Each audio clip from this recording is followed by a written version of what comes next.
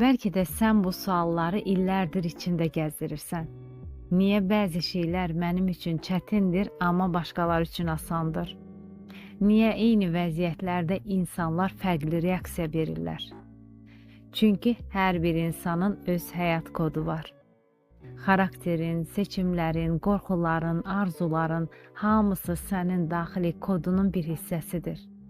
Və bu kodu açmaq, özünü dərk etmək sənə daha rahat, balanslı və uğurlu həyat qurmaq imkanı verər.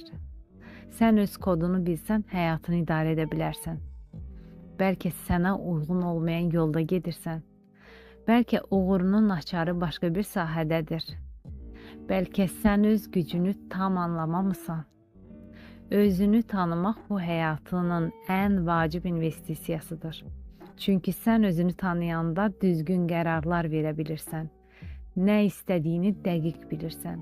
Enerjini yanlış yollara sərf etmirsən. Potensialını tam şəkildə ortaya qoyursan.